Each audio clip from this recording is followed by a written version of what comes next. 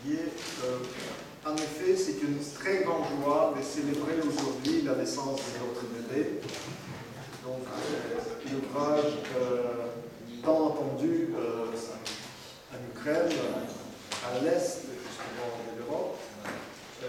Cet ouvrage, Le christianisme et les femmes, 20 siècles d'histoire, c'est un immense cadeau pour nous tous et nous commençons par faire cadeau à tous les femmes présentes dans cette salle, offrir cette traduction. Donc vous serez les premiers à lire les pensées de Jean-Marie Peltier. Donc comme dans un bon festin, comme les enfants, on peut s'amuser. Donc nous invitons à prendre et à partager notre joie. Nous savons que les femmes ont un sens très aigu, profond du cadeau. Voilà, donc c'est une joie toute particulière de célébrer la naissance de cet ouvrage en cyrillique en commençant par les cadeaux. Et une fois l'ouvrage est diffusé dans cette salle de cette manière, je dirais, festive, je tiens à signaler que 5 femmes ont participé dans l'élaboration de cet ouvrage en langue ukrainienne. Donc, je cite 2 traducteurs, 2 traductrices, Yana Veste et Darina Morozova.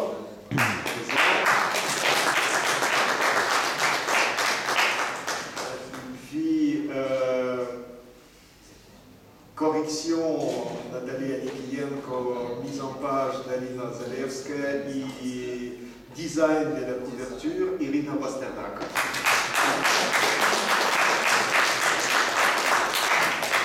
Et puis, c'est vrai, c'est une opération féministe, mais les hommes ont aussi participé avec joie.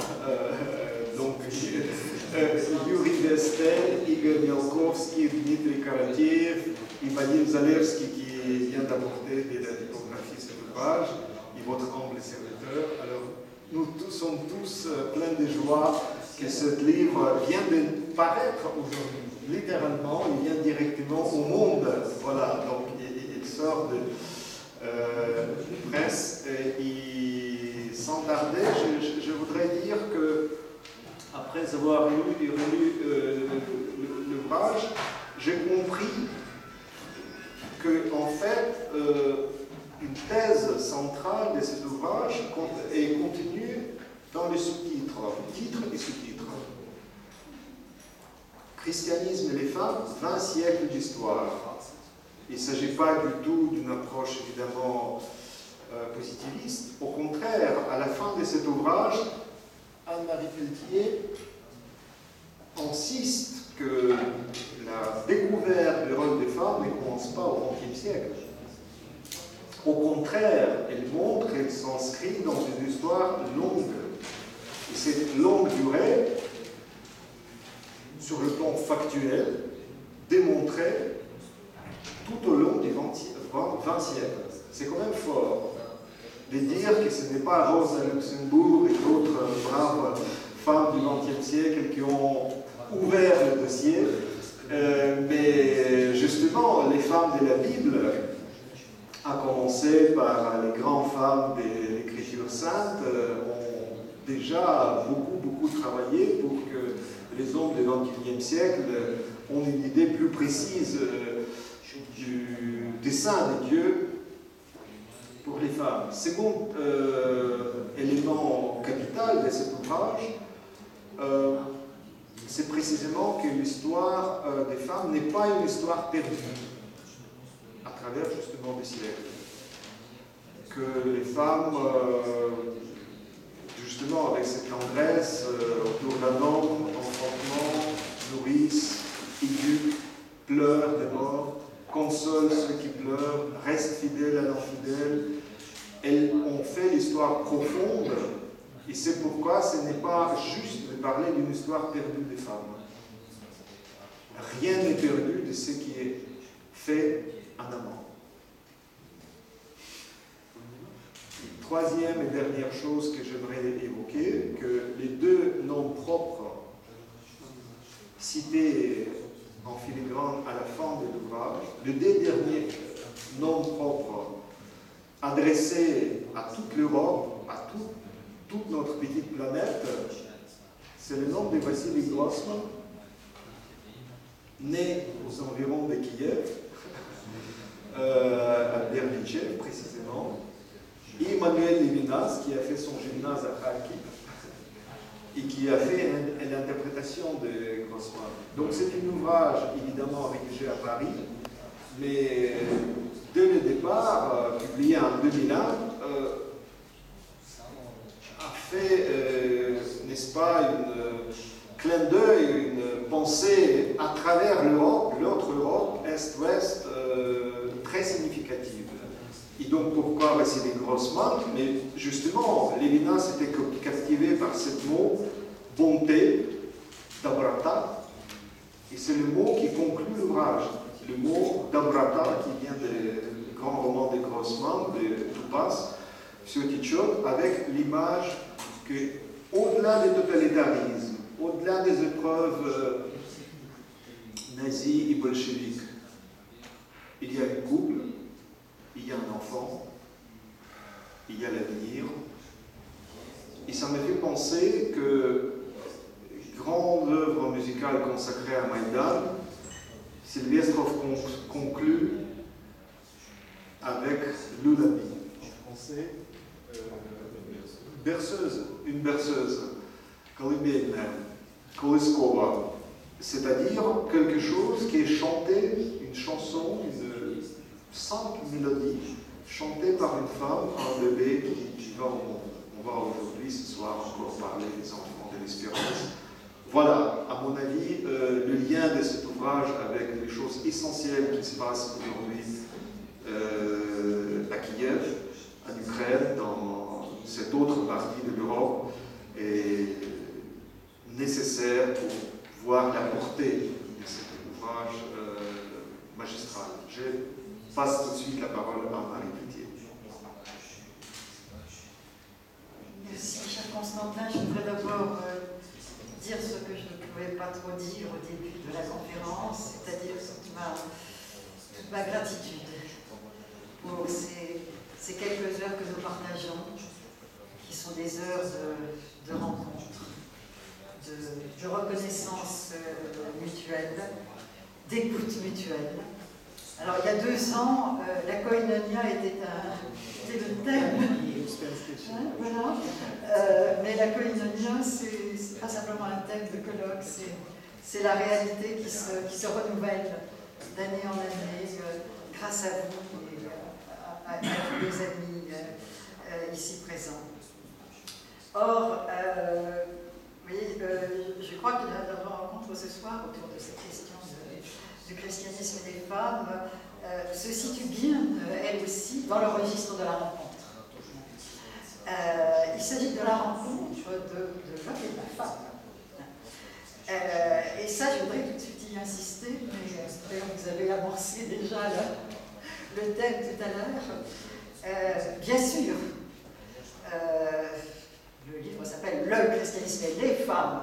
Et nous savons bien que nous parlons aujourd'hui ô combien de la défense des droits des femmes, de la défense tout simplement de la condition des femmes. De même que le pape François invite à réaliser une théologie authentiquement féminine, etc. Donc je suis ravie que le pape François fasse cette proposition. Mais je pense que ça ne doit pas nous faire perdre de vue que c'est la relation. C'est la relation qui doit être logique. Ni les hommes tout seuls, ni les femmes toutes seules ne font l'humanité. Et donc c'est bien homme-femme qui, au fond, la réalité que je poursuis à travers ces pages.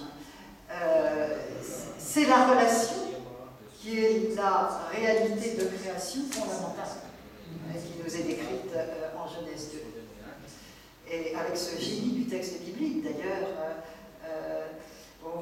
l'humanité commence, alors bien, d'accord, au chapitre 1 de la Genèse, mais c'est un peu compliqué, c'est encore simplement mâle et femelle, mais au chapitre 2, homme-femme apparaît, un instant où c'est Dieu qui présente l'un à l'autre.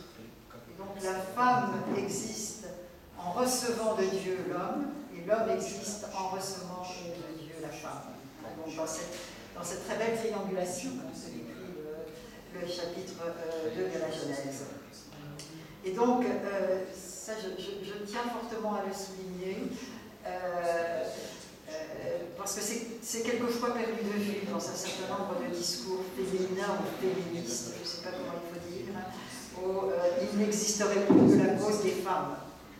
Non, la vraie cause, celle qui doit nous apporter et nous mobiliser, c'est la cause de l'homme et de la femme. C'est cette réalité-là, alors, qui elle-même est aujourd'hui questionnée, pour ne pas dire chahutée. C'est cette réalité-là que nous devons garder en tête à travers des réflexions comme celle-là. Comment faire pour que cette réalité, pour que cette relation soit vécue de façon positive et heureuse par notre humanité. Et je travaille aussi avec les séminaristes, donc je précise, il s'agit qu'elle soit vécue de façon positive et heureuse dans la conjugalité, et aussi pour ceux qui sont appelés à la vie consacrée dans le célibat. Voilà. C'est ça la question, finalement, la question phare. Comment faire, et puisque nous savons que cette relation homme-femme existe tout de même difficilement dans les sociétés humaines, elle attire tout de même les pires violences, les pires mépris. Comment faire pour que cette relation, je dirais, soit guérie. Et donc, pour qu'elle rentre, pour qu'elle retrouve sa vérité divine de Genèse. Or, j'ai envie de dire qu'une première manière, un premier chemin pour retrouver cette vérité divine, je pense que c'est de faire la vérité, enfin, de commencer à faire la vérité sur cette relation, avec ce que cette relation comporte d'ombre et puis de lumière. Et c'est ça que j'avais à cœur de manifester dans ces pages. Du côté des ombres, elles sont nombreuses. Alors je crois que tout de même la grâce de notre temps présent, c'est d'être capable d'ouvrir les yeux sur les ombres. Parce que j'ai quand même toujours eu pas mal de problèmes. Mais ça faisait partie de la vie. Aujourd'hui, vous remarquerez, je dirais vraiment à un plan mondial, on se met à regarder les femmes et à ouvrir les yeux sur tant et tant de violences subies par les femmes. Alors c'est fait d'une façon ou d'une autre, je ne suis pas d'accord avec tous les discours qui se tiennent à la tribune de l'ONU sur le sujet, mais enfin, on admet que les femmes sont dans tellement de pays sous la domination brutale des hommes, combien de mariages forcés, de toutes jeunes filles, etc. Combien de souffrances. Et ça, aujourd'hui, nous commençons à le regarder.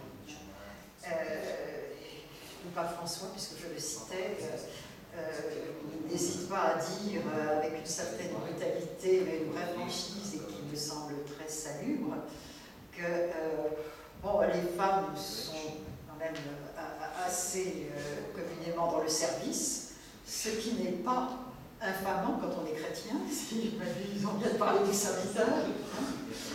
Mais le pape François ajoute, oui, mais attention, ce service, il se transforme tout de même très souvent en asservissement. Et alors ça commence, voilà, ça émerge dans la conscience humaine aujourd'hui d'une manière nouvelle. Et de même que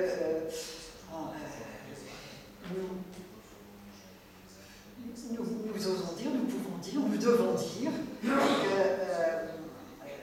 un certain nombre de représentations qui se réclament fallacieusement des Écritures bibliques, dans notre monde occidental, soutiennent cette misogynie. Toutes les représentations qui accumulées dans nos musées d'Ève, la tentation, Ève en tentatrice. C'est tout de même une manière de faire croire à tout le monde que la femme est dangereuse, puisque tu me dis, on parlait des Grecs, c'était déjà leur conviction. Mais là, on trouverait dans la Bible des arguments pour. Or là, justement, il faut relire les textes intelligemment, voilà, et entendre ce qu'ils disent. Donc, voilà, vous voyez, c'est un chantier pour moi qui est tout à fait important.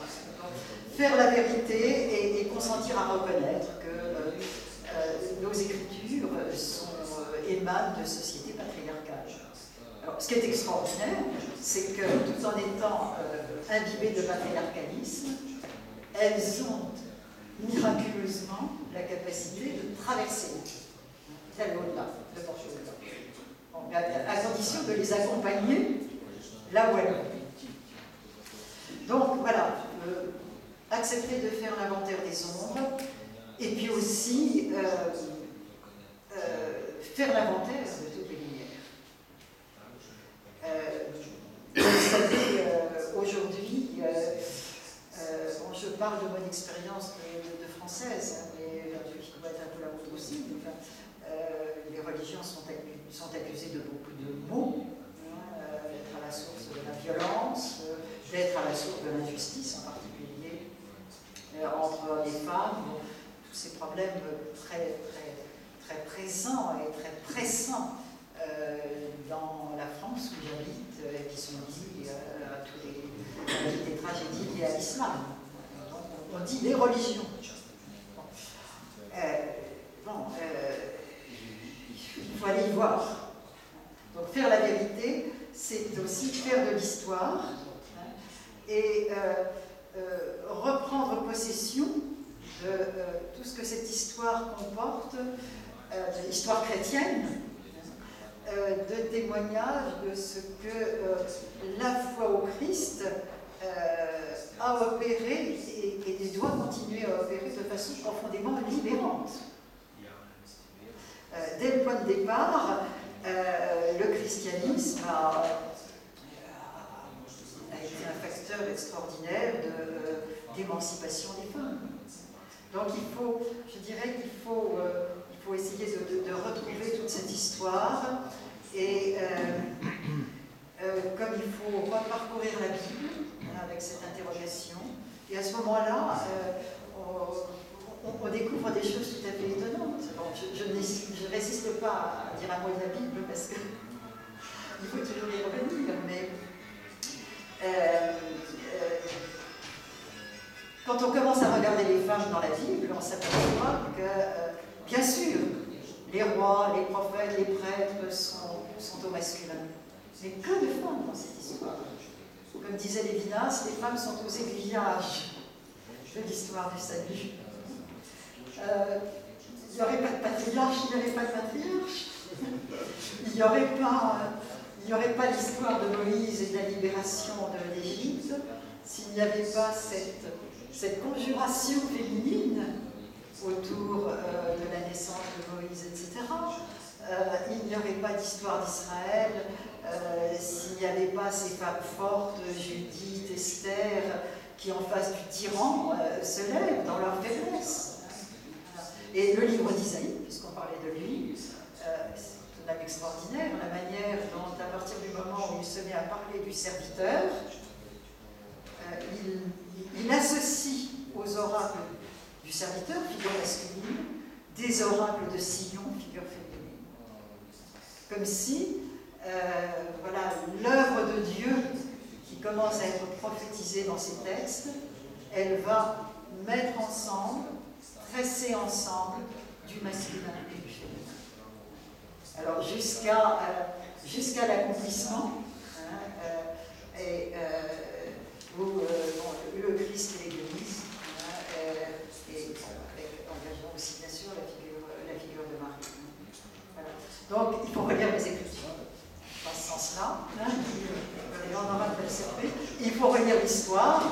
Alors, je ne suis pas historienne. Bon, c'est un dominique, le père Bédouel, qui m'avait demandé le livre. J'avais objecté justement que je n'étais pas historienne. Il m'a dit, allez, donc voilà, j'ai fait ce que j'ai vu. Et c'est comme ça que j'ai quand même pris un petit peu plus conscience que c'est dans notre histoire chrétienne la même chose que dans les Écritures. Je veux dire par là qu'il n'y aurait pas, la conversion au christianisme de mon pays s'il n'y avait pas eu à côté de Clovis, Clotilde et Geneviève. Et je m'aperçois que c'est la même chose ici. C'est-à-dire qu'à côté de Vladimir, il y a Olga de Kiev. Voilà, donc je crois qu'il faut vraiment que nous reprenions conscience de tout cela. Voyez, et du coup, pas simplement pour la défense des femmes, je pense qu'il faut veiller. Il faut veiller à cette défense. Mais, je répète, l'objectif, c'est tout de même la vérité pour tous. Et donc la joie de tous. J'ai fait ma thèse sur le Cantique des Cantiques, alors évidemment. Et j'ajoute un dernier mot. De nouveau l'Écriture, Galates 3,28. Désormais, il n'y a plus l'homme et la femme. Bon, alors le verset est difficile, voilà aussi, il faudrait s'expliquer longuement dessus. Mais tout de même, la bonne nouvelle de l'Évangile vient concerner cette relation homme-femme. Et quand Matthieu 19, dans Matthieu 19, Jésus déclare que au commencement il n'en est plus ainsi, etc., c'est parce que en disant cela, il n'énonce pas une règle disciplinaire sur le divorce ou je ne sais pas quoi. D'abord, il manifeste le temps nouveau qu'il introduit. Et donc, vous voyez, dans le Christ, ça veut dire que cette relation homme-femme doit être refaite. Et elle est touchée par la puissance du Christ. Elle doit être touchée, puisque nous sommes dans le temps de et puis voilà, le temps des délais, etc. Mais ce qui veut dire aussi, voyez-vous, que je crois qu'il faut que nous soyons vraiment tous, comme chrétiens, attentifs à cette question. Il y a, me semble-t-il, une attestation, il doit y avoir une attestation toute spéciale de l'Évangile à travers ce que les chrétiens que nous sommes vivent à ce plan-là. Et pour le monde. De même que le souci de notre relation clinique est essentiel dans le témoignage que nous avons apporté. Mais cette autre relation homme-femme est peut-être d'une façon plus immédiatement sensible et accessible d'ailleurs à nos contemporains. Je crois que nous sommes attendus sur cette conversion. Parce que je crois qu'il s'agit